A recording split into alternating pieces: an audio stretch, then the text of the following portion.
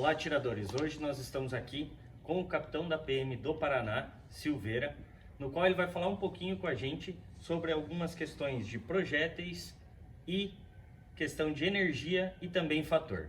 Boa noite, Silveira. Valeu, Jean, valeu pelo convite. Fala, pessoal, tudo bem? Sou o Silveira, sou capitão da Polícia Militar, atiro há mais de 30 anos e obrigado por participar aqui uma das primeiras entrevistas da Liga, né? Nós que agradecemos, Silveira, porque assim, é de grande importância para nós, no esporte, ter alguém com tanta experiência igual a você, nos prestigiando. Nem tanto. Experiência tem o Giovanni Rota, perito da Polícia Federal. Mas vamos falar um pouco sobre munição.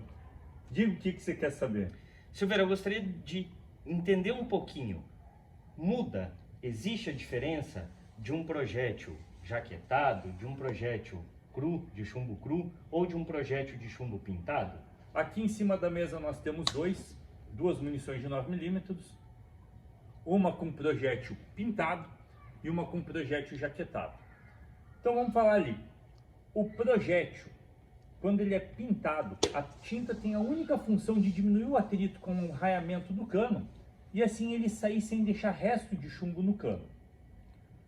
O projétil jaquetado ele fica mais duro, ele também passa sem deixar atrito, sem deixar chumbo, só que ele diminui a resistência, a abrasividade dele é maior, ele vai diminuir a vida útil do raiamento da tua arma. Então se você vai pegar com chumbo cru ou chumbo pintado 30, 40 mil disparos, um chumbo jaquetado vai diminuir 10%, 15%. No tiro esportivo eu não recomendo usar o projétil jaquetado. Dois motivos. Primeiro, custo, bem mais custoso. Segundo, alvos metálicos. Ele vai bater no alvo metálico, ele vai estilhaçar essa jaqueta e essa jaqueta pode voltar cortando.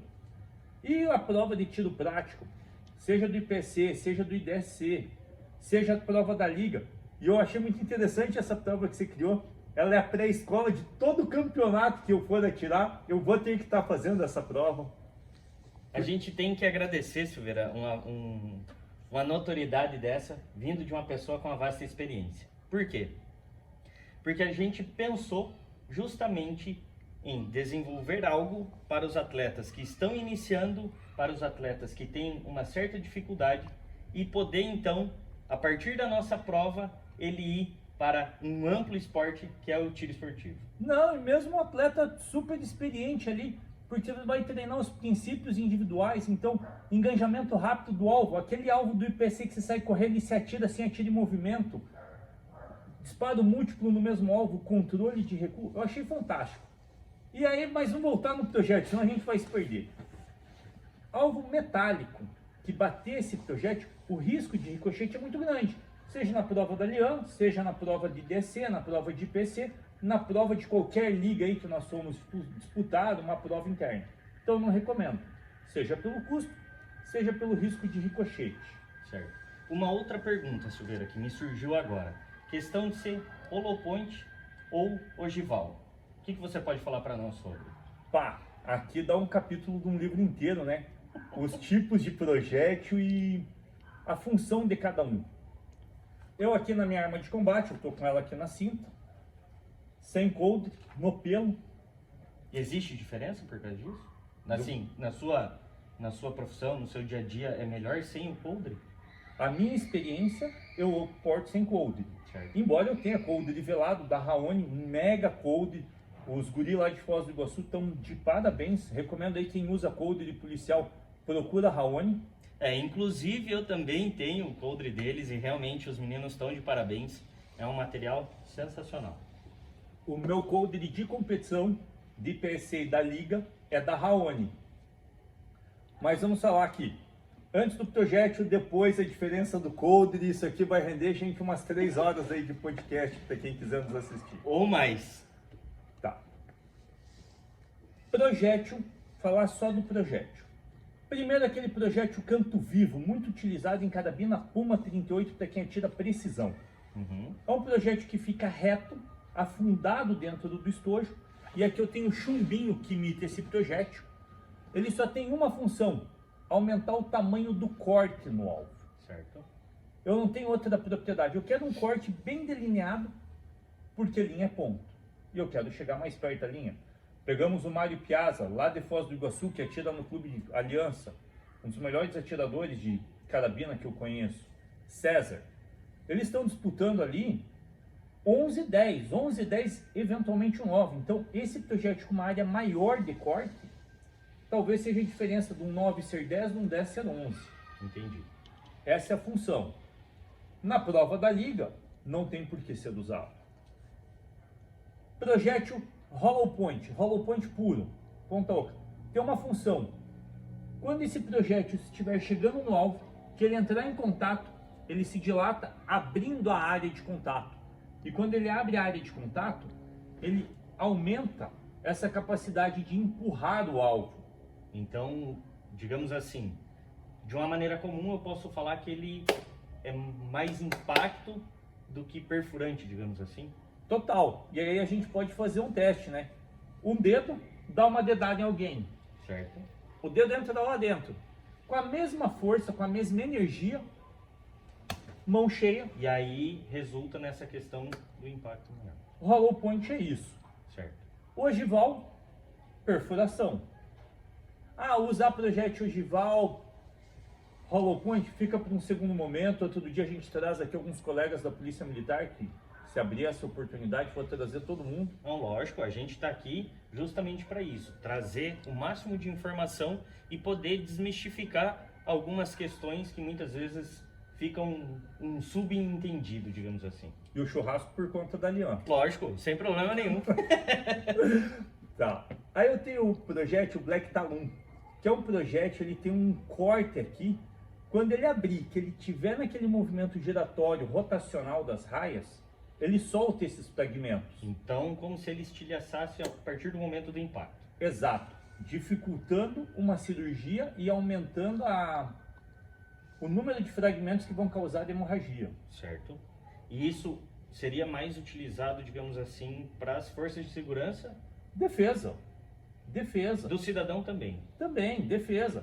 Porque o que vai incapacitar o meu oponente num confronto armado, se for pensar em confronto? Primeiro, energia. Certo.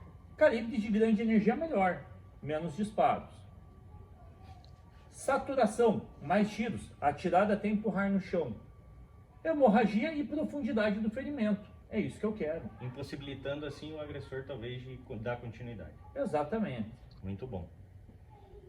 Tá, falamos aqui do hollow point, ogival. Tiro esportivo, ogival. Esse aí que está na tua mão.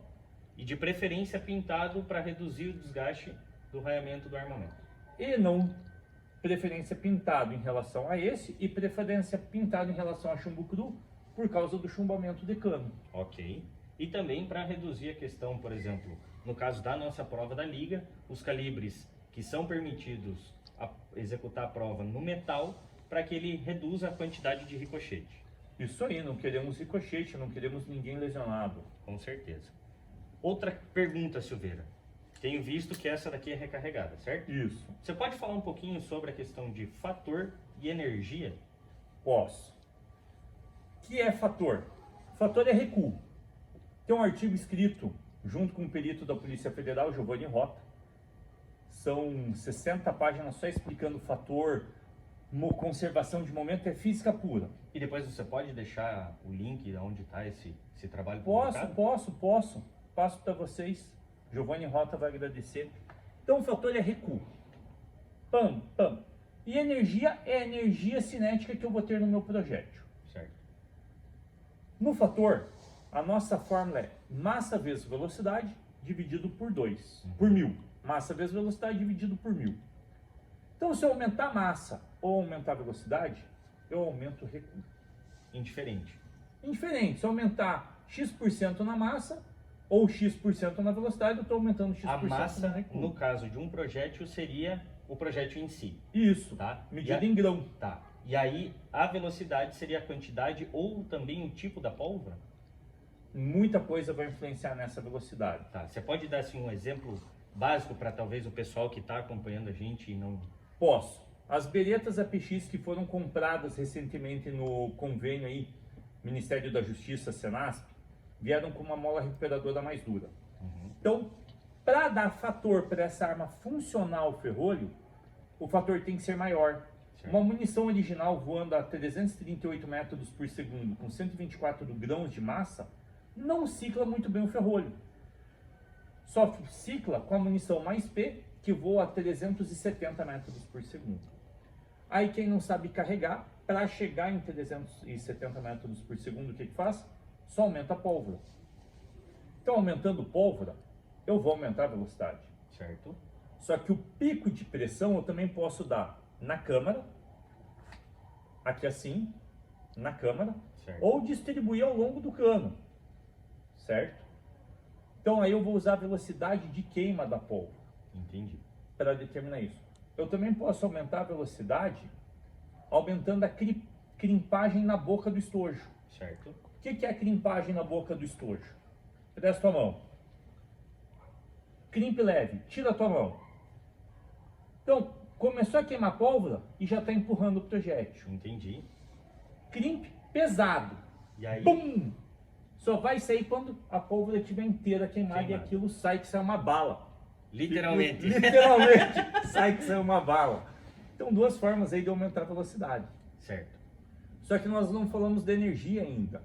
A energia eu aumento massa vezes velocidade ao quadrado dividido por 2. Então é melhor investir em velocidade do que em massa. Entendeu? Certo. Se eu tenho mais velocidade, eu aumento exponencial a energia. E aqui vem o duelo, 9mm ou 45. E exatamente uma dúvida também que me surge. Porque questão de, digamos assim, joules, né, que seria a energia, é 49, 50 joules de diferença da 9mm para 45, né? E aí, pô, como é que a gente explica isso? Porque basicamente é a mesma energia.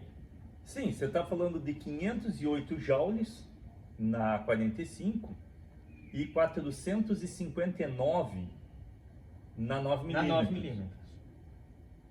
Então eu tenho 10% de diferença de energia, só que a diferença do peso da massa do projétil é quase o dobro. São 124 grãos aqui na 9 para 230 na 45. Só que a velocidade da 9 é muito mais maior. alta. Muito. Então eu tenho quase a mesma energia com um projétil muito mais leve. Mas qual que é a grande diferença?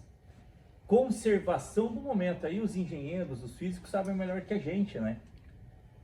Bitrem carregado na estrada. Uhum. Não para nunca. Munição da 45 bate e vai empurrando o mundo. 9mm é levinho, pouca massa. Bate Ela e para. bate e para. Bate e para. Um Fórmula 1, muita energia, mas para nos pneus. Larga o bitrem carregado ali, Ninguém segura. ninguém segura, homem. Isso é uma realidade bem, bem verdade mesmo. Então, eu acho que, pessoal, vai surgir algumas outras dúvidas, vai surgir algumas outras questões.